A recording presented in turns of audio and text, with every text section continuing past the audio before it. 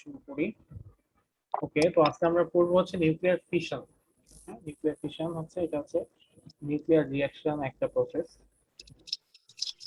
Nuclear fission হচ্ছে এক ধরনের নিউক্লিয়ার রিঅ্যাকশন প্রসেস, যেখানে একটা নিউক্লিয়াস, একটা হ্যাভি নিউক্লিয়াসকে যদি আমি একটা নিউট্রন দ্বারা বোম্বার্ড করি, তখন হচ্ছে কি হয়, এই হ্যাভি নিউক্লিয়াসটা মানে স্মলার পার্টে স্প্লিট হয়ে যায়। ঠিক আছে, স্মলার পার্টে স্প্লিট হয়ে যায়, দেন হচ্ছে সেগুলা ফ্রি নিউট্রন প্রডিউস করে অনেকগুলা, এবং হিউজ অ্যামাউন্টের এনার্জি রিলিজ করে।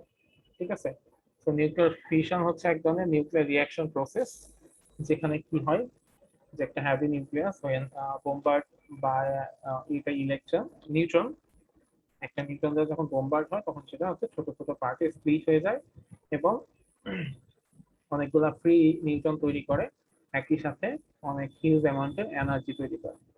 যেমন এখানে আমরা দেখতে পাচ্ছি যে একটা ইউরেনিয়াম নিউক্লিয়াস, যেটা হচ্ছে একটা হ্যাভি নিউক্লিয়াস, সেটাকে যদি আমরা একটা হাই এনার্জি নিউট্রন বা প্রোটন দ্বারা আঘাত করি, তাহলে কি হয়, নিউক্লিয়ার ফিশন রিঅ্যাকশন ঘটে। এবং এই প্রসেসের সময় কি হয়, নিউট্রন যখন ইউরেনিয়াম নিউক্লিয়াসকে আঘাত করলো, তখন বেরিয়াম তৈরি হয়, মানে ওই ইউরেনিয়াম নিউক্লিয়াসটা দুই ভাগে ভাগ হয়ে যায়, একটা হয় বেরিয়াম আর একটা হয় ট্রিটিয়াম। আর এর সাথে কি হয়, তিনটা ফ্রি নিউট্রন তৈরি হয়। আর মানে এই সবগুলোর সাথে হিউজ অ্যামাউন্টের ফ্রি এনার্জি উৎপন্ন হয়। ঠিক আছে, তো এই যে রিঅ্যাকশন প্রসেস, এই রিঅ্যাকশন প্রসেসকে বলা হয় নিউক্লিয়ার ফিশন রিঅ্যাকশন। আর এটাকে আবার অনেক সময় নতুন রিসার্চে নতুন একটা নাম বলে, সেটাকে বলা হয় বাইনারি ফিশন। মানে হচ্ছে এখানে যেহেতু হ্যাভি নিউক্লিয়াস দুইটা ভাগে ভাগ হয়েছে, এই জন্য এটাকে বলা হয় বাইনারি ফিশন রিঅ্যাকশন। ঠিক আছে, এবং তুমি যদি খেয়াল করে দেখো যে নর্মাল কেমিক্যাল রিঅ্যাকশনের ক্ষেত্রে যেটা হয়, কেমিক্যাল রিঅ্যাকশনের ক্ষেত্রে আমরা কি জানি যে সেখানে কি হয়, আহ মানে দুই পাশে একটা করতে হয়, তাই না, ইকুয়াল করতে হয়, তাই না, বা ইকুয়াল হয়েই একটা রিঅ্যাকশন হবে। তো এটার ক্ষেত্রেও জিনিসটা সেমই, যে এখানে ইউরেনিয়ামকে আমি যখন নিউট্রন দিয়ে আঘাত করলাম, তো ইউরেনিয়ামের যে টোটাল পারমাণবিক সংখ্যা বা পারমাণবিক ভর প্লাস নিউট্রনের পারমাণবিক সংখ্যা, পারমাণবিক ভর, এই দুইটাকে যদি আমি যোগ করি, সব এই সবগুলাকে রিঅ্যাকশন আগে যাদের মধ্যে রিঅ্যাকশন হয়েছে সবগুলাকে যদি আমি যোগ করি, আর পরে যে প্রোডাক্ট গুলো উৎপন্ন হয়েছে সেই প্রোডাক্ট গুলোর পারমাণবিক সংখ্যা, পারমাণবিক ভর যদি যোগ করি, তাহলে দেখবো যে আমরা দুই ক্ষেত্রে সমান পাচ্ছি। দেখো, এই পাশে যদি আমি ক্যালকুলেট করি, ইউরেনিয়ামের পারমাণবিক সংখ্যা হচ্ছে 92 আর পারমাণবিক ভর হচ্ছে 235। আর এখানে নিউট্রন, তার পারমাণবিক কোনো নিউট্রন তার কোনো নাই, মানে নিউট্রন তার হচ্ছে ভর সংখ্যা হচ্ছে 1। নিউট্রন তো কোনো এলিমেন্ট না, তো তার কোনো পারমাণবিক সংখ্যা থাকার কথা না। তো এখানে টোটাল পারমাণবিক ভর হচ্ছে 236, আর ইউরেনিয়ামের পারমাণবিক সংখ্যা হচ্ছে, নাম্বার হচ্ছে অ্যাটমিক নাম্বার হচ্ছে কত, 92। তোমরা এই পাশে যোগ করো, বেরিয়ামের পারমাণবিক সংখ্যা হচ্ছে 56 আর ক্রিপ্টনের পারমাণবিক সংখ্যা হচ্ছে 36। তো 36 আর 56 যোগ করলে হয় কত, 92। তারপর বেরিয়ামের অ্যাটমিক ম্যাস 141, ক্রিপ্টনের অ্যাটমিক ম্যাস 92। এই দুটাকে যদি যোগ করো, প্লাস যেহেতু তিনটা ফ্রি নিউট্রন উৎপন্ন হয়, তিনটা নিউট্রনের জন্য 3 যদি যোগ করো, তাহলে দেখবা টোটাল হয়ে যাবে 235, 236। ঠিক আছে, 236, আর কিছু অ্যাডিশনাল এনার্জি উৎপন্ন হয়। তো এই অ্যাডিশনাল এনার্জি, এটা হিউজ অ্যামাউন্টের একটা এনার্জি তৈরি হয়, যেটাকে যেটা হচ্ছে একটা নিউক্লিয়ার রিঅ্যাকশনে, মানে আমরা নিউক্লিয়ার রিঅ্যাকশন যে আমরা এনার্জি প্রডিউসের জন্য বা বিদ্যুৎ তৈরি করার জন্য নিউক্লিয়ার রিঅ্যাকশন যেটা করাই, সেটা আসলে সেটার মেইন উদ্দেশ্যই হচ্ছে, বা সেটা করার কারণই হচ্ছে যে হিউজ পরিমাণ এনার্জিটাকে কাজে লাগিয়ে আমরা হচ্ছে বিদ্যুৎ উৎপন্ন করি।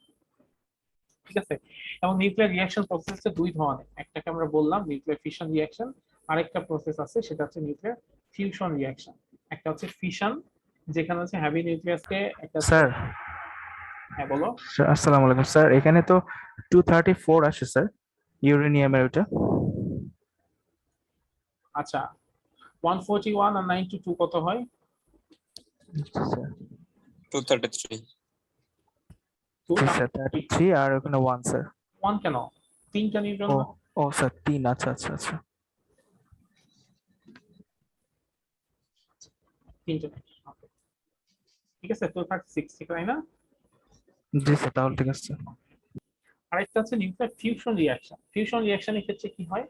ফিউশন রিঅ্যাকশন হচ্ছে এমন একটা reaction process in which two or more atomic nuclei collide, মানে ছোট ছোট কিছু অ্যাটমিক নিউক্লিয়াই তারা হচ্ছে কোলাইড করে হাই স্পিডে কোলাইড করে, এবং তারা হচ্ছে হাই স্পিডে কোলাইড করে একটা নতুন অ্যাটমিক নিউক্লিয়াস ফর্ম করে। ঠিক আছে, নিউক্লিয়ার ফিউশন রিঅ্যাকশন হচ্ছে এমন একটা রিঅ্যাকশন প্রসেস যে প্রসেসে কি হবে, two or more atomic nuclei collide করবে to form a new atomic nucleus, একটা নতুন অ্যাটমিক নিউক্লিয়াস ফর্ম করার জন্য। তো এই ধরনের প্রসেসকে বলা হয় নিউক্লিয়ার ফিউশন রিঅ্যাকশন।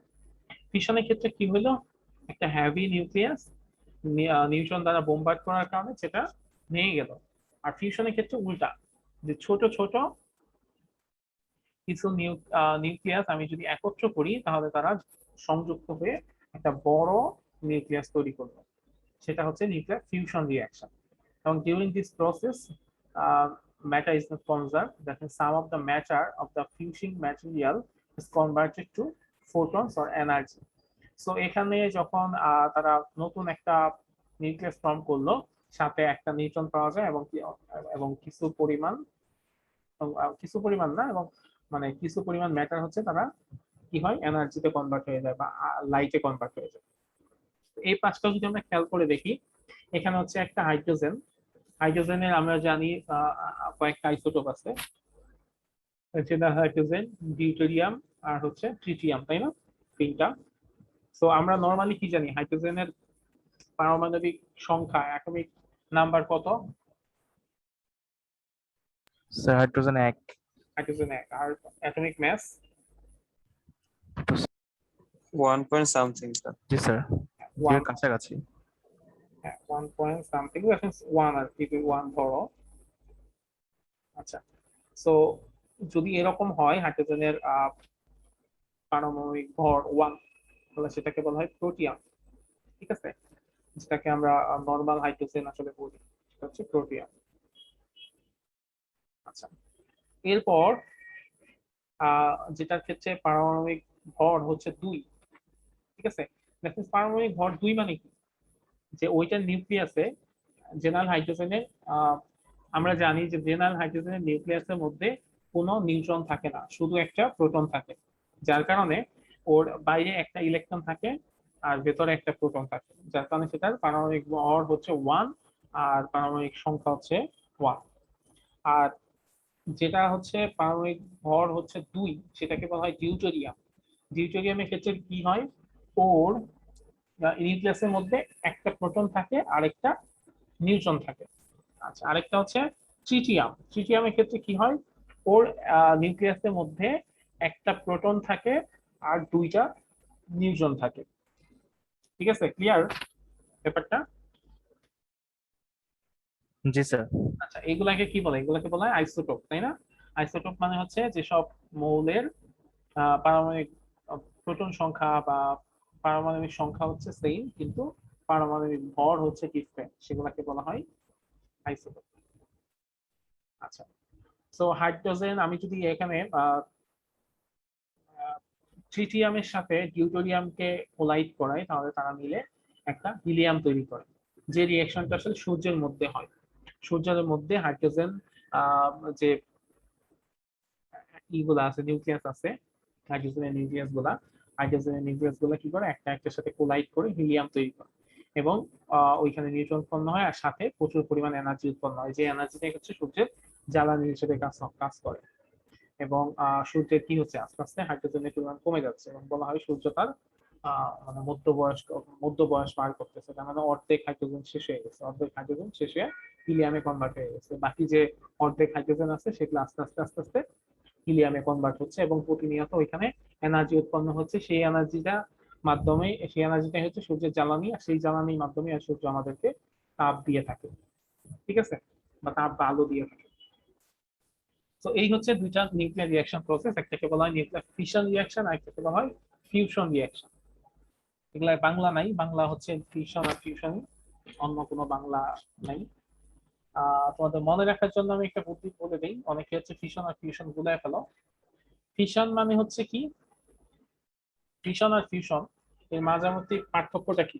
পার্থক্যটা হচ্ছে ফিউশনের ক্ষেত্রে ইউ আছে আর ফিশনের ক্ষেত্রে আই আছে। তো চিন্তা করে দেখো, আই হচ্ছে কেমন একটা গোল এরকম, তো এর মধ্যে ধরো ছোট ছোট জিনিস আসলো, সেগুলো মিলা বড় একটা জিনিস তৈরি হইলো, ঠিক আছে, এরকম বড় একটা নিউক্লিয়াস তৈরি হলো। আর ফিশন ক্ষেত্রে কি, ফিশনের ক্ষেত্রে কি হয় যে বড় একটা জিনিস আছে, সেটা মাঝখানে ভেঙে যায়, ভেঙে গিয়ে ছোট ছোট দুইটা হয়ে যায়, ঠিক আছে, দুটো টুকরা হয়ে গেল।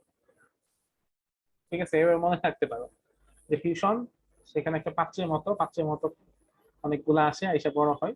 আর ফিউশন হচ্ছে আয়ের মতো, ক্রসের মতো, মানে হচ্ছে মাঝখানে দুই ভাগ করে ফেলে।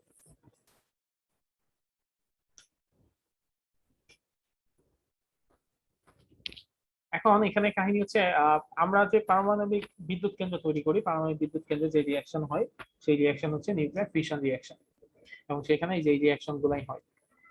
আর পারমাণবিক বোমা যে তৈরি করে, পারমাণবিক বোমার ক্ষেত্রেও হচ্ছে নিউক্লিয়ার ফিশন রিয়াকশনই হয়। আর ফিউশন রিয়াকশনের ক্ষেত্রে যেটা হয়, ফিউশন রিয়াকশনের ক্ষেত্রে এটা হচ্ছে হাইড্রোজেন বোমার ক্ষেত্রে এই রিয়াকশনটা হবে। তো ফিশন আর ফিউশন এই দুইটা রিয়াকশন কি তোমরা বুঝতে পারছো? Sir Yes, sir. ফিউশনে হচ্ছে কালেক্ট করে বড় হয়, রাইট স্যার? হ্যাঁ, ফিউশন এখন ছোট ছোট দুইটা মিলে বড় একটা নিউক্লিয়াস তৈরি করে। আর স্যার ফিউশনে হচ্ছে একটাকে ভেঙে দুইটা পার্ট হয়। একটাকে ভেঙে দুইটা পার্ট হয়েছে। জি স্যার। আমি যেটাকে বলতেছিলাম বাইনারি রিঅ্যাকশন, এটা অ্যাডভান্স মানে পড়াশোনার জন্য বলতেছি, জাস্ট জানার জন্য, এটা তোমাদের সিলেবাসে নাই। এই রিঅ্যাকশনকে বলে বাইনারি, কারণ এখানে দুইটা ভাগে ভাগ হয়েছে। তো কিছু কিছু নিউক্লিয়াস আছে আরো অনেক বড়, যেগুলাকে যদি আমি নিউট্রন দ্বারা আঘাত করি তখন সেখানে একটা দুইটা জায়গায় তিনটা হয়ে যায়, সেটাকে বলা হয় টার্নারি ফিশন রিঅ্যাকশন। ঠিক আছে, তো এগুলা এগুলা এখনো রিসার্চের পর্যায়ে আছে। তো জাস্ট তোমাদের জানার জন্য বললাম। এখন আমাকে তোমরা বলো ফিশন রিঅ্যাকশন আর ফিউশন রিঅ্যাকশনের ডিফারেন্স গুলা কি কি, বা তোমাদের কাছে কি মনে হয়েছে যে ফিশন রিঅ্যাকশনটা আসলে কেমন, ফিউশন রিঅ্যাকশনটা আসলে কেমন?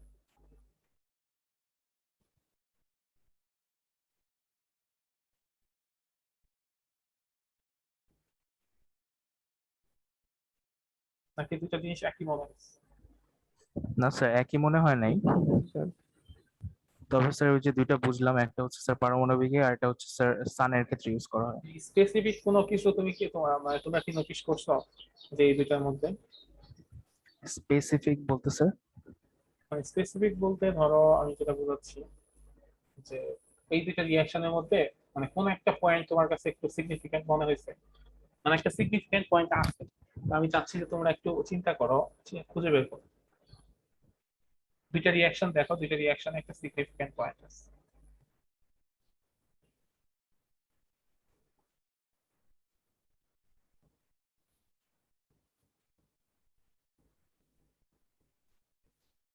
সেই সিগনিফিকেন্ট পয়েন্টটা হচ্ছে, খেয়াল করে দেখো, স্যার এনার্জি লাস্টের ওটা। দুইটাতে আছে। এখানে আমি একটা নিউটন নিচে থেকে দিছিলাম, তাই না? দেওয়ার জি পরে ও স্যার। এটাকে স্ট্রাইক করছে, স্ট্রাইক করার পরে নতুন কয়টা নিউটন তৈরি হয়েছে? একটা নিউটন দিয়ে স্ট্রাইক করার পরে আমি নতুন কয়টা নিউটন পাইলাম? স্যার জি স্যার। তিনটা নিউটন পাইছি। তিনটা স্যার। এখন যেখানে আমার ইউরেনিয়ামের নিউক্লিয়াস আছে সেখানে তার একটা থাকবে না। তো এই যে নতুন তিনটা নিউটন যে বেরোয় আসলো, ওরা কি এখানে থেমে থাকবে? ওরা কিন্তু থেমে থাকবে না, ওরা গিয়ে আরো তিনটা ইউরেনিয়াম নিউক্লিয়াসকে আঘাত করবে। তো ওরা যদি আরো নতুন তিনটা ইউরেনিয়াম নিউক্লিয়াসকে আঘাত করে তখন আসলে কি হবে? তখন আবার একটা আরো তিনটা রিঅ্যাকশন হবে। ব্যাপারটা হচ্ছে এরকম, একটা নিউটনকে দিয়ে আমি ইউরেনিয়ামকে আঘাত করলাম, তখন কি হবে? তিনটা নিউটন বের হবে, সেই তিনটা নিউটন দিয়ে তিনটা ইউরেনিয়ামকে আঘাত করবে। ঠিক আছে, সেখানে আবার কি হবে? প্রত্যেকটা ক্ষেত্রে তিনটা করে নিউটন তৈরি হবে, সেই তিনটা নিউটন গিয়ে আবার তিনটা নিউটনকে আঘাত করবে, সেখানে গিয়ে আরো স্যার তিনটা। তাহলে কন্টিনিউয়াস রিঅ্যাকশন হতে থাকবে স্যার। এইরকম করে কন্টিনিউয়াস রিঅ্যাকশন চলতেই থাকবে। এই জন্য এই নিউক্লিয়ার ফিশন রিঅ্যাকশনকে বলা হয় নিউক্লিয়ার চেইন রিঅ্যাকশন।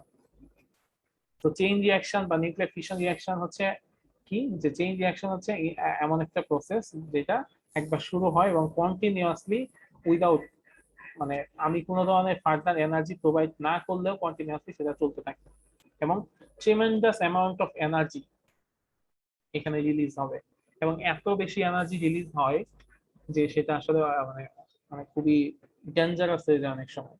বা পারমাণবিক বিদ্যুৎ কেন্দ্রগুলোতে যে ইগুলা হয় মানে দুর্ঘটনা ঘটে, এবং যার কারণে কি হয়ে যায় মানে পুরা একটা দেশ, একটা স্টেট, একটা শহর ধ্বংস হয়ে যায়।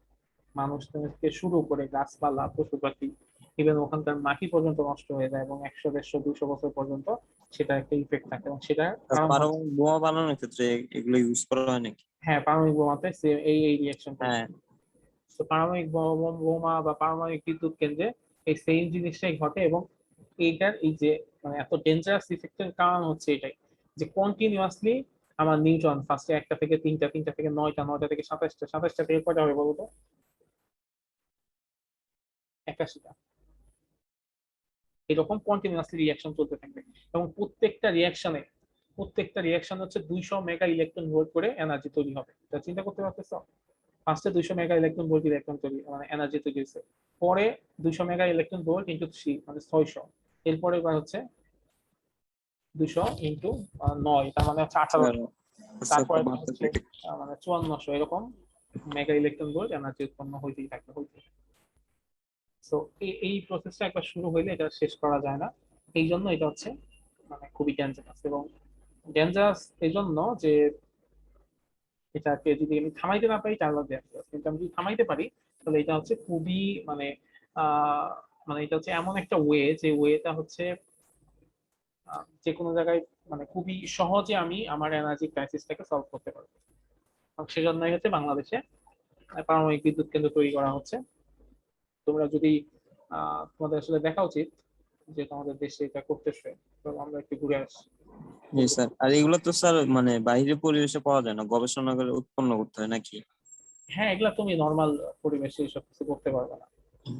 এই হচ্ছে আমরা যদি আমাদের রূপপুর পারমাণবিক বিদ্যুৎ কেন্দ্রে যাই, এখানে 2টা প্ল্যান্ট তৈরি হচ্ছে, ঠিক আছে?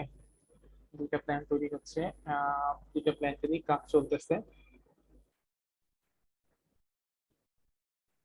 তোমরা এমনিতে মাঝে মাঝে করতে পারো, এটা হচ্ছে এক ধরনের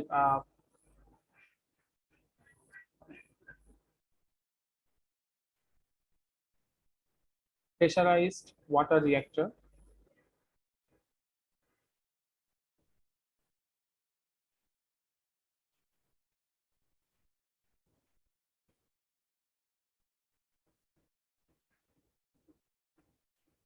এখানে 2টা প্ল্যান্ট হবে, প্রত্যেকটা প্ল্যান্ট মোস্ট প্রবাবলি 1200 বা 2400, একটু এক্সাক্টলি দেখে বলি।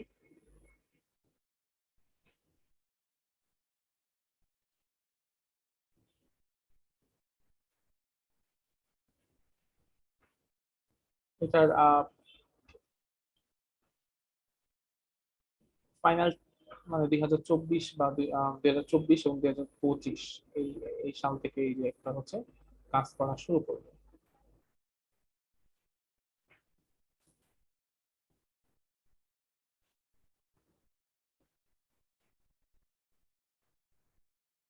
এটা খুবই ইনিশিয়াল পর্যায়ে আছে। আহ, আমাদের যে পারমাণবিক বিদ্যুৎ কেন্দ্র, এখানে মডারেটর হিসেবে ইউজ করা হবে বা কোল্যান্ট হিসেবে ইউজ করা হবে হচ্ছে পদ্মা নদীর পানি। এখানে হচ্ছে ইউরেনিয়াম-235, এটাকেই হচ্ছে হ্যাভি নিউক্লিয়াস হিসেবে ইউজ করা হবে, এবং এটা ভাঙার কাজ করবে হচ্ছে নিউট্রন, ঠিক আছে? স্যার পদ্মা নদীর পানি তো স্যার কুলার হিসাবে ইউজ করা হবে না স্যার? হ্যাঁ, কোল্যান্ট হিসেবে ইউজ করা হবে। তো এমনি যে পরিমাণ টেম্পারেচার আমাদের দেশে স্যার, এটা তো আরো টেম্পারেচার বাড়ায় দিবে। না, ওরকম আসলে প্ল্যানিং আছে, সমস্যা নেই, এটা আসলে চেঞ্জ করার কিছু নাই। আচ্ছা, দুইটাই হচ্ছে 1000 মেগাওয়াট বিদ্যুৎ উৎপাদন ক্ষমতা সম্পন্ন, ঠিক আছে? আমাদেরকে সাহায্য করতেছে আসলে রাশিয়া থেকে আহ মানে এক্সপার্টরা এসে সাহায্য করতেছে, পাশাপাশি বাংলাদেশের থেকে প্রচুর মানে ছেলেদের বা যারা উপরে জব করে ওদেরকে রাশিয়াতে আসলে ট্রেনিং এর জন্য পাঠানো হয়। ইভেন মানে মাস্টার্স একটা করানো হয়, মানে কিছু কিছু ছেলে মেয়েদের বাংলাদেশ ইউনিভার্সিটি থেকে সিলেক্ট করে ওদেরকে রাশিয়াতে পাঠানো হয় নিউক্লিয়ার এনার্জি নিয়ে মাস্টার্স করানোর জন্য। আর পাশাপাশি যারা জব মানে এখানে জয়েন করছে ওদেরকে সবাইকে রাশিয়া থেকে ট্রেন করে আনা হয়েছে।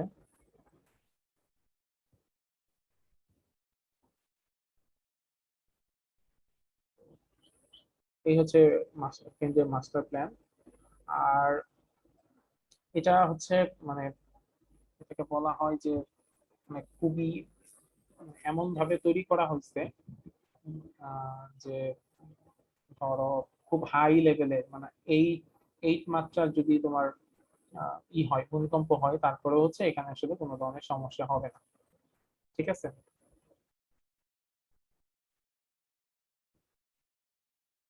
তো এই হচ্ছে মোটামুটি প্রসেস। আর নিরাপত্তা ব্যবস্থাটাও মোটামুটি মানে হচ্ছে স্যাটিসফ্যাক্টরি, আমি যতদূর দেখছি স্যাটিসফ্যাক্টরি মনে হয়েছে।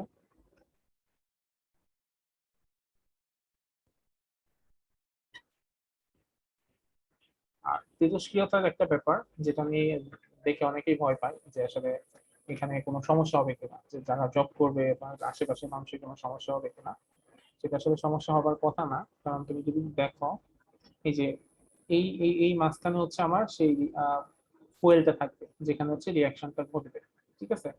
তো সেটার বাইরে 1.2 মিটারে হচ্ছে একটা মানে স্তর থাকবে, সেটা হচ্ছে পুরোপুরি এটা হচ্ছে এক ধরনের এটাকে ফার্স্ট কন্টেইনমেন্ট বিল্ডিং বলা হয়।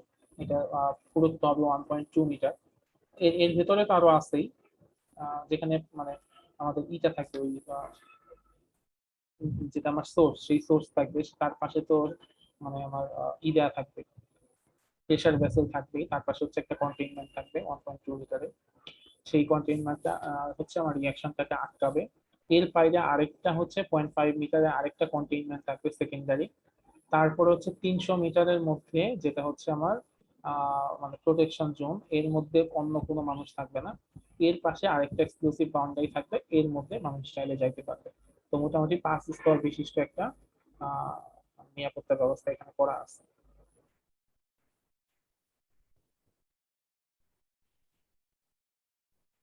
আর নিউক্লিয়ার রিঅ্যাকশন নিয়ে আরেকটা ব্যাপারে অনেকে হচ্ছে একটু উদ্বিগ্ন থাকে, সেটা হচ্ছে কেমন যে মানে নিউক্লিয়ার যে ওয়েস্ট গুলো তৈরি হয়, যে ধরো একবার রিয়াকশন হইলো, ওই যে আমি যে বললাম যে পদ্মা নদীর পানি হচ্ছে কোল্যান্ট হিসেবে ইউজ করবে, সেই পানিটা কই যাবে। তো এইখানটার ক্ষেত্রে আসলে খুব মানে শক্তিশালী একটা পদক্ষেপ হয়তো নেওয়ার প্ল্যান আছে, বা হচ্ছে যেসব মানে রিয়াকশনের পরে যেসব জিনিসপত্র বেরিয়ে আসবে আহ, সেই জিনিসগুলাকে হচ্ছে এমন ভাবেই হচ্ছে সংরক্ষণ করা হবে যেন হচ্ছে সেটা পরিবেশের উপর কোনো ধরনের ইম্প্যাক্ট করতে না পারে। তো এখানে একটা পিডিএফ আছে, সেই পিডিএফটা চাইলে তোমরা মানে একসময় দেখতে পারো। এখানে কিছু ফ্রিকোয়েন্টলি কিছু কোশ্চেন দেওয়া আছে যে এই নিউক্লিয়ার রিঅ্যাক্টর সম্পর্কে, বা মানে রূপপুরের, স্পেশালি রূপপুরের রিঅ্যাক্টরটা সম্পর্কে। এটা তোমাদের মানে তোমাদের কাজে লাগতে পারে বিভিন্ন সময়, তোমরা যখন গ্রাজুয়েশন শেষ হবে কোথাও জবের জন্য অ্যাপ্লাই করলে এই টাইপের জিনিসপত্র খুব কাজে লাগে। একটা অন হলে আমি তোমাদেরকে দেখানোর চেষ্টা করি।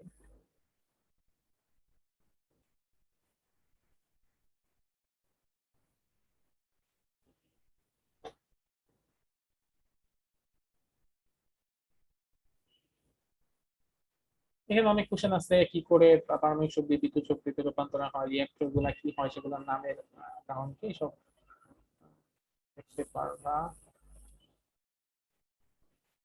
ঠিক আছে। এগুলো তোমরা একবার রিডিং করে দেখো যদি মানে মানে জাস্ট জানার জন্য। ঠিক আছে, এগুলো থেকে অনেক মানে ভালো আইডিয়া পাবা জিনিসগুলো কেমনে হয় একটা পর একটা ভাগ। বাংলাতে এখানে দেয়া আছে। ঠিক আছে, তারপরে কেউ যদি কিছু না বুঝো তাহলে আমাকে জিজ্ঞেস করো। স্যার রাশিয়া তো বলছিল যে ওয়েস্টেজ নিয়ে যাবে। হ্যাঁ, ওইরকম কোন একটা প্ল্যানিং আছে যেটার মাধ্যমে মানে আমাদের আসলে ওরকম ওরি হওয়ার কিছু নাই। স্যার এটা যদি কোনো সময় বাস্ট হয়ে যায় তাহলে কি হবে? সব রোহিঙ্গা হয়ে যাবে। চিন্তা ভাবনা করবো না, তাহলে খুবই ডেঞ্জারাস জিনিস। স্যার আমার বাসা পাবনাতেই তো, তাই ভাই স্যার মানে একটু টেনশন বেশি আমাদের। না না, মানে ও ও ও তো টেনশনের কিছু নাই, মানে এখানে হচ্ছে ধরো সেই লেভেলে এক্সপার্ট আছে ঠিক আছে, বা নতুন যাদেরকে নেওয়া হচ্ছে ওদেরকে আসলে এক্সপার্ট করেই তৈরি করা হচ্ছে। দেখো ওদের আহ, নতুন যাদেরকে নিয়োগ করা হয়েছে ওরা জয়েন করছে 2009 সালে, ঠিক আছে। তারপরে তারা ট্রেনিং করতেছে, এতদিন ধরে এখানে থাকতেছে। এটার মানে এটা কিন্তু কার্যক্রম শুরু হয়েছে সেই 2016-17 সালের দিকে খুব ভালো মতো, কিন্তু এটা মানে চালু হবে হচ্ছে 2025 বা 24-এর দিকে। তার মানে 5 থেকে 7 বছর হচ্ছে 7 বছর আগেই হচ্ছে এমপ্লয়ীদের নিয়ে রাখা হয়েছে, তাদেরকে ট্রেন করা হচ্ছে যেন কোনো ধরনের সমস্যা না হয়, ঠিক আছে। হ্যাঁ স্যার, তারপরেও স্যার এত জনবহুল এলাকায় মানে ওইদিকে তো ইন্ডাস্ট্রি শুধু স্যার, ওইদিকে করা বাদ দিয়ে ফাঁকা জায়গায় করলে অনেক ভালো হইতো। আচ্ছা, এটা আসলে আমি ঠিক বলতে পারতেছি না যেহেতু আমি কখনো যাই না এদিকে। আর আইএইএ নামে একটা অর্গানাইজেশন আছে, ইন্টারন্যাশনাল অ্যাটমিক এনার্জি এজেন্সি। ওদের আসলে নিউক্লিয়ার অ্যাটমিক এনার্জি রিলেটেড বিভিন্ন ধরনের রুলস আছে, টার্মস আছে, যে টার্মস গুলো সবারই আসলে মেনে চলতে হয়, ঠিক আছে। তো সেই রুলস গুলো মেনেই হচ্ছে আসলে সবকিছু করা হচ্ছে, তো আমরা আশা করি মানে ভালো জিনিসটা আশা করি। তো তোমরা কেউ এগুলা মানে রিডিং করে দেখতে পারো, মানে তোমাদের জানার জন্য, প্লাস হচ্ছে আহ, এই রিলেটেড কোথাও কোথাও যদি জবের জন্য পরীক্ষা দিতে চাও তাহলে সেক্ষেত্রে খুব ভালো ইনফরমেশন পাবা এখান থেকে।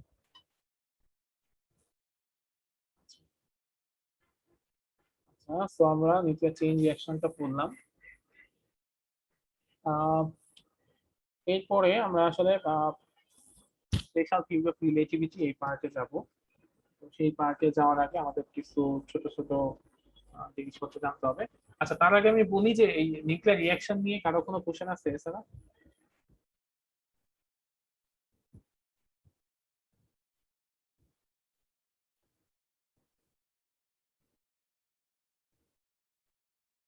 নাই নাই? আচ্ছা, ঠিক আছে। স্পেশাল থিওরি অফ রিলেটিভিটি এই পার্টে যাওয়ার আগে আমাদের কিছু মানে টার্ম সম্পর্কে জানতে হবে, যেমন একটা হচ্ছে ফ্রেম অফ রেফারেন্স বা রেফারেন্স ফ্রেম অনেক সময় বলে এই জিনিসটা আসলে কি। তো স্পেশাল থিওরি অফ রিলেটিভিটি যখন পড়বো তখন কিছুক্ষণ পর পরই দেখবো যে আমরা এরকম কথাবার্তা বলতেছি যে ফ্রেম অফ রেফারেন্স বা রেফারেন্স ফ্রেম টাইপের কথাবার্তা। তো তাহলে একটু বুঝতে হবে যে রেফারেন্স ফ্রেম জিনিসটা কি। আচ্ছা, আমি কোন একটা এক্সপেরিমেন্ট যে কোঅর্ডিনেট সিস্টেমের মধ্যে করি বা যে কোঅর্ডিনেট সিস্টেমের মধ্যে আমি কোনো একটা মেজারমেন্ট করতেছি, সেটাই হচ্ছে আমার ফ্রেম অফ রেফারেন্স বা রেফারেন্স ফ্রেম। মানে আমি একটা এক্সপেরিমেন্ট করতেছি বা আমি একটা রেজাল্ট দেখতেছি বা আমি একটা মেজারমেন্ট নিচ্ছি, বা হচ্ছে আমি কোনো কিছু ভেলোসিটি পরিমাপ করতেছি, কোনো কিছু ম্যাস পরিমাপ করতেছি, এই কাজটা বা কোনো কিছু আমি টাইম দেখতেছি, এই কাজটা আমি যে কোঅর্ডিনেট সিস্টেমের মধ্যে করব সেই কোঅর্ডিনেট সিস্টেমটাই হচ্ছে আমার ফ্রেম অফ রেফারেন্স, মানে ওই ফ্রেমের সাপেক্ষে আমার এই কাজটা হয়েছে। কারণ দেখো পৃথিবীতে মানে সবকিছুই কিন্তু আমরা যদি একটা রেফারেন্স চিন্তা না করে থাকি তাইলে কিন্তু কোনো কিছু আসলে মানে স্পেশালি মানে মানে একেবারে স্পেসিফিক ভাবে ডিফাইন করা যায় না। ধরো আমি যদি তোমাদের কাউকে বলি যে ভালো রেজাল্ট কাকে বলে, এর কোনো সংজ্ঞা আছে? ভালো রেজাল্ট মানে কি? তোমরা বলতে পারো স্যার 3.5। তো অনেকের ক্ষেত্রে 3.5ও ভালো, অনেকের কাছে 3.8 ভালো, কারো কাছে 3.9 ভালো, কারো কাছে 3.95 ভালো, কারো কাছে 4.4 ভালো। আবার কারো কাছে এরকম যে 4.4 পাইলেও হবে না, তার আসলে অনেক কিছু জানতে হবে, শিখতে হবে, বুঝতে হবে, ঠিক আছে। যে আবার জানে বুঝে তার কাছে মনে হয় যে না জানি বুঝি কিন্তু হাতে কোনো হয়তো করতে পারতেছে, এগুলো যদি করতে পারতাম তাহলে আরো ভালো হতো। তার মানে কি কোনো কি স্পেসিফিক করে কিন্তু ডিফাইন করা যাচ্ছে না। তার মানে একটা আমার ধরতে হবে, একটা রেফারেন্স ধরতে হবে। রেফারেন্সটা কেমন? আচ্ছা ঠিক আছে, জব পাওয়ার জন্য 3.5 হইলে জব পাওয়া যায়, ঠিক আছে। তার মানে কারো রেজাল্ট যদি 3.6 হয় তাহলে ঠিক আছে যে না ওর রেজাল্ট ভালো। হ্যাঁ, টিচার হইতে আমার 3.8 পাইতে হয় বা 3.9 পাইতে হয়, তার মানে আমার রেজাল্ট 3.94, তাইলে ঠিক আছে যে না ও টিচার হওয়ার জন্য পারফেক্ট, ঠিক আছে। বা কারোর কাছে মনে হইলো যে না আমি তো দেশের বাইরে যাবো, আমি এই করবো সেই করবো, হ্যাঁ, সেক্ষেত্রে কি ওর আন্ডারস্ট্যান্ডিং খুব ভালো, ঠিক আছে, ও খুব ভালো জানে, ওর ভালো, প্রেজেন্টেশন স্কিল ভালো, ওর হচ্ছে ইংলিশ প্রোনাউন্সিয়েশন ভালো, সবকিছু ঠিক আছে, তার মানে ও ঠিক আছে। তার মানে কি আমাকে অবশ্যই একটা রেফারেন্স ধরতে হচ্ছে। তো আমি আমার যে মেজারমেন্টটা যেখানে করব, যে এক্সপেরিমেন্ট আমি যেখানে করব, সেটা আমি যে কোঅর্ডিনেট সিস্টেমে কে করতেছি, তার মানে সেই কোঅর্ডিনেট সিস্টেমটা হচ্ছে আমার রেফারেন্স। তো সেজন্য বলা হয় যে ফ্রেম অফ রেফারেন্স। তো এই ফ্রেম অফ রেফারেন্স দুই ধরনের হতে পারে। একটাকে বলা হয় ইনার্শিয়াল ফ্রেম অফ রেফারেন্স, আরেকটাকে বলা হয় নন ইনার্শিয়াল ফ্রেম অফ রেফারেন্স। তো এখানে কোশ্চেন চলে আসবে অবশ্যই যে ইনার্শিয়াল ফ্রেম অফ রেফারেন্স কি আর নন ইনার্শিয়াল ফ্রেম অফ রেফারেন্স কি। আচ্ছা, ইনার্শিয়াল ফ্রেম অফ রেফারেন্স হচ্ছে সেই রেফারেন্স ফ্রেম যেখানে নিউটনের first law valid. That means যেখানে ল অফ এনার্শিয়া, নিউটনের ফার্স্ট ল কি, ল অফ এনার্শিয়া সূত্র না, এনার্শিয়া সেখানে থাকে। তো সেখানে যেখানে নিউটনের ফার্স্ট ল ভ্যালিড থাকবে সেটা হচ্ছে ইনার্শিয়াল ফ্রেম অফ রেফারেন্স। আচ্ছা, আমাকে একটু একজন বলো তো নিউটনের ফার্স্ট লটা কি? জি স্যার, নিউটনের ফার্স্ট লটা একটু বলো। এটা হচ্ছে স্যার স্থির কোনো বস্তুকে মানে বাইরে থেকে কোনো ফোর্স না দিলে সেটা মানে স্থির বস্তু স্থির থাকবে স্যার, চলমান বস্তু। মানে এটা ক্ষমতা সম্পর্কে ছিল স্যার। এতটুকু মনে হচ্ছে যে গতিশীল কোনো বস্তু গতিশীলই থাকবে, আর স্থির স্থির কোনো বস্তুকে মানে বাইরে থেকে কোনো ফোর্স না দিলে সেটা গতিশীল হয় না, এরকমটা কিছু একটা ছিল স্যার। আচ্ছা, ব্যাপারটা ছিল এরকম যে আমি যদি বাইরে থেকে কোনো এক্সটার্নাল ফোর্স না দেই, আমি যদি বাইরে থেকে কোনো এক্সটার্নাল ফোর্স না দিই তাহলে স্থির বস্তু সারা জীবন স্থির থাকবে, গতিশীল বস্তু সরল পথে চলতে থাকবে। চলতে থাকবে, তাই না? ব্যাপারটা ছিল এরকম। তার মানে এখানে কোনো ধরনের এক্সটার্নাল ফোর্সের কথা নাই, মানে কোনো ধরনের ফোর্স থাকবে না। ঠিক আছে, ফোর্স থাকবে না বলতে কোনো ধরনের ফোর্স মানে কি, ফোর্স মানে হচ্ছে এম এ, মানে কোনো ধরনের অ্যাক্সিলারেশন থাকবে না। তো ইনার্শিয়াল ফ্রেম অফ রেফারেন্স মানে হচ্ছে সেখানে জড়তার ব্যাপারটা থাকবে, নিউটনের ফার্স্ট ল ভ্যালিড হবে, সেখানে কোনো ধরনের অ্যাক্সিলারেশন থাকবে না। তাহলে সেই ধরনের রেফারেন্স ফ্রেম বা সেই ধরনের কোঅর্ডিনেট সিস্টেমকে আমরা বলবো ইনার্শিয়াল ফ্রেম অফ রেফারেন্স। আর যদি কোনো একটা রেফারেন্স ফ্রেম এই ফ্রেমগুলো কেমন থাকবে, হয় স্থির অবস্থায় থাকবে, নয় কনস্ট্যান্ট ভেলোসিটিতে মুভ করতেছে, এরকম হবে। তো এই ধরনের যদি হয় তাহলে সেটাকে আমরা বলবো ইনার্শিয়াল রেফারেন্স ফ্রেম। আর যদি এমন হয় যে কোন একটা রেফারেন্স ফ্রেম তার ভেলোসিটি হচ্ছে চেঞ্জ হচ্ছে, মানে কন্টিনিউয়াসলি তার ভেলোসিটি চেঞ্জ হচ্ছে, তার ভেলোসিটিটা কনস্ট্যান্ট না, ঠিক আছে, তার অ্যাক্সেলারেশন হচ্ছে, তাহলে সেই ধরনের রেফারেন্স ফ্রেমকে আমরা বলবো non inertial frame of reference. Non inertial frame of reference মানে হচ্ছে তার অ্যাক্সেলারেশন হবে, ভেলোসিটিটা চেঞ্জ হবে, ঠিক আছে, সেখানে ভেলোসিটি ফিক্স থাকবে না তার। তো সেই সেখানে এক ধরনের ফোর্স কাজ করবে, তো সেই ধরনের ইনার্শিয়াল ফ্রেম অফ রেফারেন্সকে আমরা বলবো non inertial frame of reference, এবং সেইখানে নিউটনের ফার্স্ট লটা অ্যাপ্লিকেবল নাও হবে না। স্যার ওটা তো তাহলে সেকেন্ড ল হয়ে গেল। হ্যাঁ, ঠিক আছে। তো বিজ্ঞানী গ্যালিলিও উনি হচ্ছে একটা ট্রান্সফরমেশন দেন, সেটাকে বলা হয় গ্যালিলিয়ান ট্রান্সফরমেশন। সেটা হচ্ছে কেমন, যে দুইটা ঘটনাকে আসলে ব্যাখ্যা করার জন্য একটা ব্যাপার। সেটা হচ্ছে কেমন, যে ধরো দুইটা অবজারভার দুইটা ডিফারেন্ট ফ্রেমে আছে, দুইটা ডিফারেন্ট ফ্রেমে আছে এবং অবশ্যই ইনার্শিয়াল ফ্রেমে আছে, কারণ আমরা ইনার্শিয়াল ফ্রেম নিয়ে আসলে পড়াশোনা করব।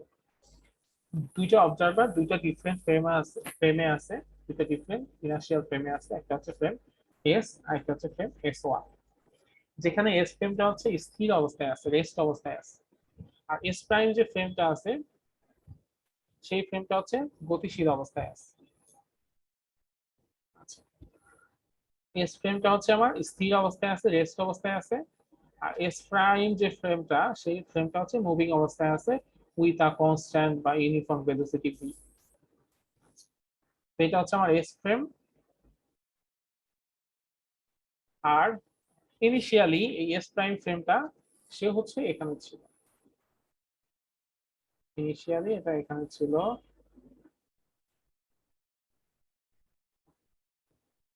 এখানে একজন অবজারভার আছে, এখানে একজন অবজারভার আছে, ধরে নিলাম যে এখানে এ নামে একজন অবজারভার আছে, এখানে বি নামে একজন অবজারভার আছে।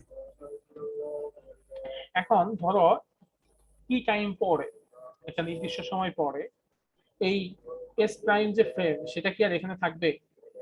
সে তো ভি ভেলোসিটিতে সামনের দিকে যাচ্ছে, তাই না? তা সে তার তো এখানে থাকার কথা না, তাই না? তাহলে সে কত দূর সামনে যাবে? ভি ভেলোসিটিতে চলা একটা ফ্রেম টি সময়ে কত দূর সামনে যাবে?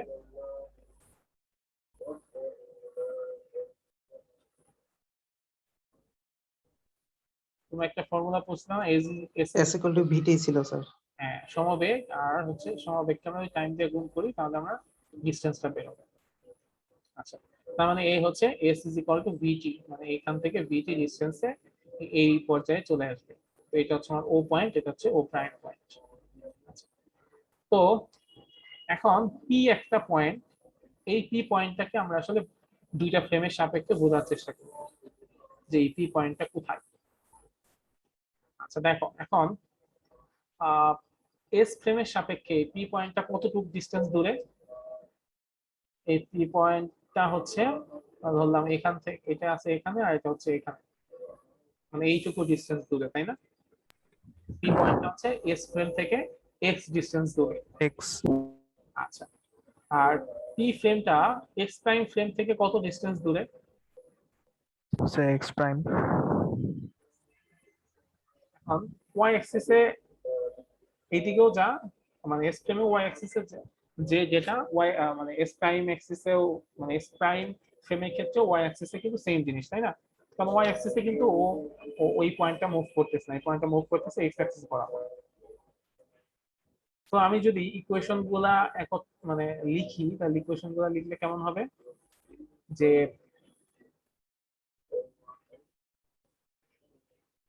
এই পি পয়েন্টটা এটার ক্ষেত্রে হবে এরকম যে এক্স সমান সমান এক্স,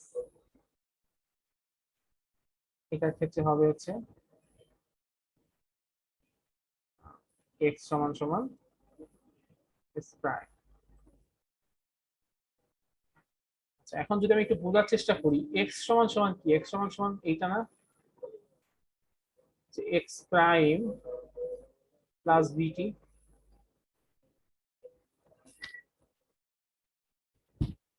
আমি কি ঠিক বলছি? জি স্যার। তাহলে এক্স প্রাইম সমান সমান কি হবে? এক্স মাইনাস বিটি। এক্স প্রাইম সমান সমান হবে এক্স মাইনাস বিটি। আচ্ছা, তাহলে এক্স প্রাইম সমান সমান এখানে কি হবে? এটা হবে এক্স মাইনাস বিটি। আর এই ক্ষেত্রে কিন্তু এক্স সমান সমান এক্সই, তাই না? মানে এই ফ্রেমের ক্ষেত্রে ইকুয়েশনটা এরকম, এই ফ্রেমের ক্ষেত্রে ইকুয়েশনটা একটু অন্যরকম হয়ে গেছে না?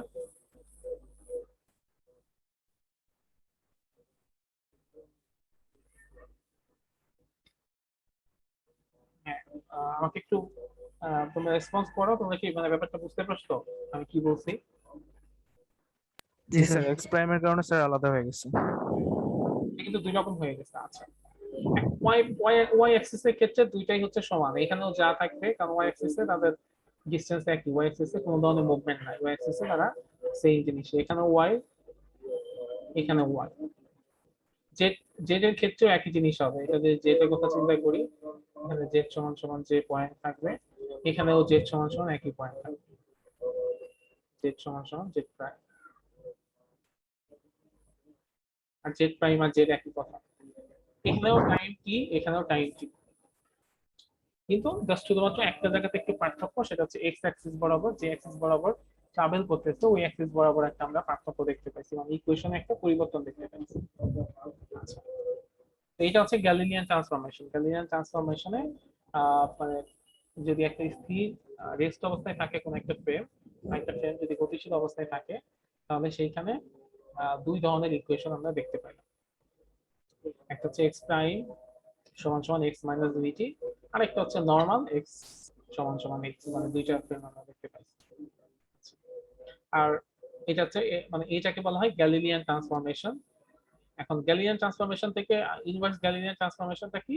এখানে x prime y prime z prime এর মান বের করছে, সেটা না বের করে আমি যদি এক্স ওয়াই জেড টি এর মান বের করি, সেটাকে বলা হয় ইনভার্স গ্যালিলিয়ান ট্রান্সফরমেশন। আচ্ছা, তার মানে আমরা দেখলাম দুইটা ফ্রেমে দুইটা ডিফারেন্ট ইকুয়েশন। এই পর্যন্ত বিজ্ঞানীরা মানে এই ট্রান্সফরমেশন যখন ছিল এই পর্যন্ত ব্যাপারগুলো এরকমই ছিল। স্যার ব্যাপারটা কি স্যার, একটা হচ্ছে স্টেবল আর একটা হচ্ছে স্যার গতিশীল? হ্যাঁ, এখানে এটা হচ্ছে স্টেবল অবস্থায় আছে, স্থির অবস্থায় আছে, আর এটা গতিশীল অবস্থায় আছে। তার মানে একটা স্থির অবস্থায় থাকা কোন একটা ফ্রেমের ক্ষেত্রে একটা অবজেক্টের অবস্থান একরকম, আর গতিশীল অবস্থায় থাকা একটা ফ্রেমের ক্ষেত্রে ওই একই অবজেক্টের অবস্থান কিন্তু অন্যরকম, তাই হচ্ছে না ব্যাপারটা? তাহলে স্যার এদের মধ্যবর্তী দূরত্ব বের করতেছি আমরা বা হ্যাঁ, এরকম কিছু? দূরত্ব বের করতেছি বা ওই মানে মানে ব্যাপারটা হচ্ছে এরকম, এই তোমরা ওই ভেক্টরে আমরা পড়তাম না যে এক্স ওয়াই জেড অ্যাক্সিস, কি একটা পয়েন্ট আছে, জি স্যার। এটাকে আমরা কি লিখলাম যে এক্স ওয়াই জেড, মানে এটা স্থানাঙ্ক বের করতাম, এক্স ওয়াই জেড এরকম বের করতাম না আমরা, যে এক্স অ্যাক্সিস বরাবর এত দূরে জি আছে, স্যার। এত দূরে আছে। এখন আমি যে দুইটা ফ্রেম আমি চিন্তা করছি, দুইটা ফ্রেমের ক্ষেত্রে এইটার মান ডিফারেন্ট না?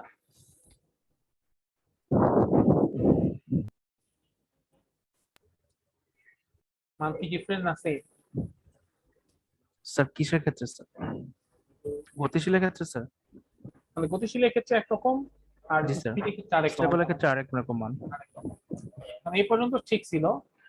এখন কয়দিন পরে বিজ্ঞানী আইনস্টাইন উনি এসে একটা নতুন পোস্টুলেট দিলেন। সেই পোস্টুলেট সেটা হচ্ছে কি স্পেশাল থিওরি অফ রিলেটিভিটি।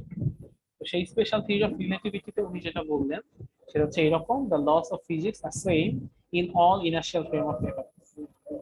উনি বললেন যে ফিজিক্সের সকল সূত্র ইনার্শিয়াল ফ্রেম অফ রেফারেন্সে একই হবে। আরেকটা জিনিস উনি বললেন, the speed of light in free space, the speed of light in free space has the same value c in all inertial frame of reference. দুইটা কথা একেবারে ক্লিয়ারলি বলে দিতেন যে ফিজিক্সের সকল সূত্র সকল ইনার্শিয়াল ফ্রেম অফ রেফারেন্সে একই হবে। আরেকটা কথা উনি বললেন যে সকল ইনার্শিয়াল ফ্রেম অফ রেফারেন্সে কি হবে, লাইটের স্পিড সেম হবে। এখন এই কথা বলার পরে গ্যালিলিয়ান যে ট্রান্সফরমেশন, সেই ট্রান্সফরমেশনটা কি এই কথার সাথে যাচ্ছে নাকি যাচ্ছে না? যাচ্ছে না স্যার। আমরা দেখতেছি যে মানে এক এক ফ্রেমে এক এক রকম ইকুয়েশন আমাদের ইউজ করা লাগতেছে, তার মানে ঘটনা তো ঝামেলা আছে। আবার একই সাথে চিন্তা করে দেখো, এইখানে আমার এক্স এর যে মান, এইখানটাতে আমার এক্স এর মান হচ্ছে এক্স, আমি যদি ভেলোসিটি বের করি কি করব, ভি সমান সমান ডিএক্স বাই ডিটি বের করব। ডিটি। এখানে আমার করতে হবে কি, ভি সমান সমান ডিএক্স প্রাইম বাই ডিটি না? জি স্যার। এখন দুই পাশে এক্স আর এক্স প্রাইমের মান যেহেতু পার্থক্য, বি এর মানে কি পার্থক্য তৈরি হয়ে যাবে না?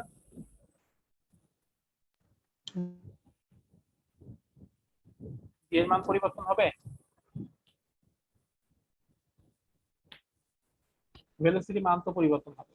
তো ভেলোসিটি মানের যদি পরিবর্তন হয় তাহলে কি হবে, লাইটের ভেলোসিটি তো পরিবর্তন হয়ে যাবে, কিন্তু লাইটের ভেলোসিটিতে পরিবর্তন হওয়া যাবে না। তার মানে গ্যালিলিয়ান ট্রান্সফরমেশন এই স্পেশাল থিওরি অফ রিলেটিভিটি পোস্টুলেট অনুযায়ী ভ্যালিড না। তার মানে সেটা কি লাগবে, কারেকশন লাগবে, মডিফিকেশন লাগবে।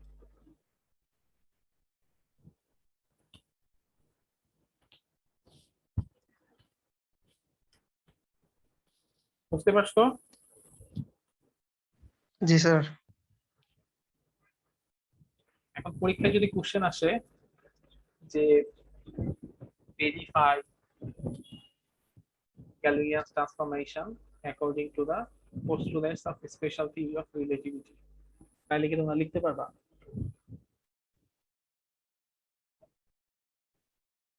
বা আমি যদি সিম্পলি শুধু বলি state the postulates of special theory of relativity, তাহলে কি লিখবা?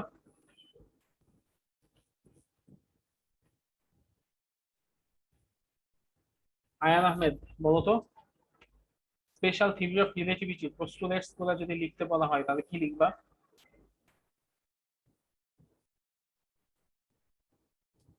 আয়ান স্যার আহমেদ, শুনতে পাইনি স্যার। আমি বললাম যে স্পেশাল থিওরি অফ রিলেটিভিটি পোস্টুলেটস গুলা যদি লিখতে বলা হয় তাহলে কি লিখবা? স্যার এখানে 1 আর 2 নাম্বার যে দুইটা আছে সেই দুইটাতে, তাই না? হ্যাঁ, 1 আর 2 নাম্বার যে দুইটা আছে এই দুইটা লিখতে হবে। এবং জিনিসগুলো খুব মানে সহজ জিনিস, কিন্তু এখানে কি বলা হয়েছে যে সকল ইনার্শিয়াল ফ্রেম অফ রেফারেন্সে ফিজিক্সের সব সূত্র সেম হবে। আরেকটা বলছে সব ইনার্শিয়াল ফ্রেম অফ রেফারেন্সে লাইটের ভেলোসিটি সেম হবে। খুব কি কঠিন জিনিস? খুব কিন্তু সিম্পল কথাবার্তা। পারদিন ইয়েস স্যার। বুঝতে পারছো? জি স্যার। এখন যদি তোমাকে বলা হয় স্পেশাল থিওরি অফ রিলেটিভিটি অনুযায়ী গ্যালিলিয়ান ট্রান্সফরমেশন ভ্যালিড না, এটা এক্সপ্লেইন করতে পারবা? জি sir, Galileo transformation need to correction, এটা দিয়ে তারপরে মনে করেন postulates of special theory of relativity দিয়ে তারপরে মনে করেন লাস্টে লিখে দিব যে গ্যালিলিওর এটা কারেকশন দরকার। এই তো তোমাদের পরীক্ষার কোশ্চেন গুলা কিন্তু এরকমই আসে, মানে দুইটা জিনিসই পড়ানো হয়, হয়তো অ্যাসাইনমেন্টে দেওয়া হয় একটু অন্য একটা জিনিস, মানে একটু ঘুরিয়ে বলা হয়, মানে ক্লাসে বলা হয় কিন্তু একটু ঘুরিয়ে বলা হয়। স্যার আমরা কি এবার ছবি আর্ট করে দেখাই দিব? হ্যাঁ, তোমরা ফিগার ড্র করবা, ফিগার ড্র করে হচ্ছে গ্যালিলিয়ান ট্রান্সফরমেশনের দুইটা ক্ষেত্রে দুইটার ইকুয়েশন গুলা দেখাবা, যে এটার ক্ষেত্রে এই ইকুয়েশন, এটার ক্ষেত্রে এই ইকুয়েশন। যেহেতু দুইটা ক্ষেত্রে ডিফারেন্ট ইকুয়েশন পাচ্ছি, কিন্তু according to পোস্টুলেটস of special theory of relativity সেখানে বলা হয়েছে এই দুইটা কথা। তো গ্যালিলিয়ান ট্রান্সফরমেশন কি লাগে? মডিফিকেশন, কারেকশন লাগবে। তো এই কারেকশনের কাজটাই করে হচ্ছে কি বিজ্ঞানী লরেন্স। ঠিক আছে, বিজ্ঞানী লরেন্স উনি হচ্ছে এখানে এই কারেকশনের কাজটা করেন, এবং উনি কি করেন, উনি কারেকশনের কাজটা করেন হচ্ছে কিভাবে রিলেটিভিস্টিক ফ্যাক্টর অ্যাড করেন, যে লাইটের ভেলোসিটির তুলনায় আমি কত ভেলোসিটিতে যাচ্ছি সেটা উনি আসলে বের করেন, মানে সেটা একটা টার্ম উনি অ্যাড করেন। সেই টার্ম যদি অ্যাড করা হয় তাহলে দেখা যায় যে দুইটা ইকুয়েশন একই রেজাল্টই আসছে, মানে আগের মতোই রেজাল্ট দিচ্ছে, কিন্তু ইকুয়েশনের চেহারা হয়ে গেছে একটা।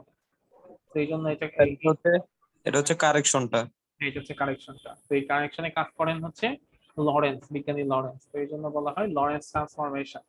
তো লরেন্স ট্রান্সফরমেশন ইকুয়েশনটা দেখো যে ওয়াই আর জেড এর ইকুয়েশন তো আগের মতোই, শুধুমাত্র এক্স আর টি এই দুটোর ইকুয়েশন পরিবর্তন হয়েছে।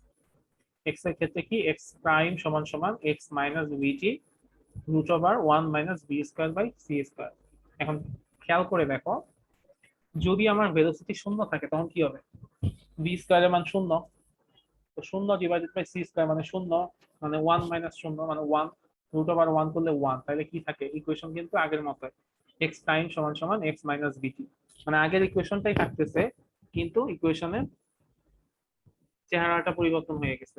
কারণ কি, এখানে নিচে একটা রিলেটিভিস্টিক টার্ম অ্যাড করে দেওয়া হচ্ছে। সেই রিলেটিভিস্টিক টার্ম হচ্ছে আমার যে কোনো ইকুয়েশনের ক্ষেত্রে, এখন আমরা মানে এই ইকুয়েশনটা আমরা যে কোনো ফ্রেমের ক্ষেত্রে ইউজ করতে পারবো, সেটা রেস্ট অবস্থায় থাকুক, সেটা গতিশীল অবস্থায় থাকুক, যে কোনো ফ্রেমের ক্ষেত্রে আমরা এই ইকুয়েশনটা ইউজ করতে পারবো। এক্স প্রাইম সমান সমান x minus b t root over 1 minus b square by c square. y prime সমান সমান y, z প্রাইম সমান সমান z, আর t প্রাইম সমান সমান কি? t প্রাইম সমান সমান t minus bx by c square root over 1 minus b square by c square. ঠিক আছে, এটা হচ্ছে আমার লরেন্স ট্রান্সফরমেশনের জন্য। আর ইনভার্স লরেন্স ট্রান্সফরমেশন কি? ইনভার্স লরেন্স ট্রান্সফরমেশন সিম্পলি বোঝার চেষ্টা করো, সেটা হচ্ছে এখানে x prime y prime z prime এর মান বের করা হয়েছে, আর ইনভার্স লরেন্স ট্রান্সফরমেশনের ক্ষেত্রে এখানে x y z t এর মান বের করা হয়েছে। এখানে যেখানে প্লাস ছিল সেখানে, মানে যেখানে মাইনাস ছিল সেখানে গুলোতে প্লাস হয়ে গেছে। x সমান সমান x prime plus b t 1 minus root b square by c square, আর এটা হচ্ছে t সমান সমান t prime plus bx by c square root over 1 minus b square by c square. তো তোমাদের পরীক্ষা অনেক সময় এটা আসতে পারে যে শুধুমাত্র এটুকু বলতে আসতে পারে যে লরেন্স ট্রান্সফরমেশন ইকুয়েশন গুলো লিখো, বা ইনভার্স লরেন্স ট্রান্সফরমেশন ইকুয়েশন গুলো লিখো, বা ভাইভাতেও জিজ্ঞেস করা হইতে পারে যে লরেন্স ট্রান্সফরমেশনের ইকুয়েশন গুলো কি, বা ইনভার্স লরেন্স ট্রান্সফরমেশনের ইকুয়েশন গুলো কি। ঠিক আছে,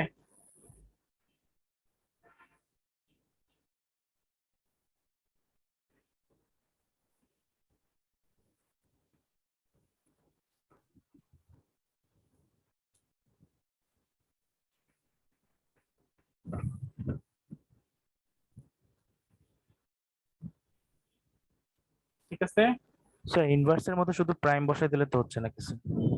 হ্যাঁ, জাস্ট মানে এক পাশে তোমার এক্স এর মান বের করা হয়েছে, এক পাশে জি স্যার। প্রাইম এর মান বের করা হয়েছে।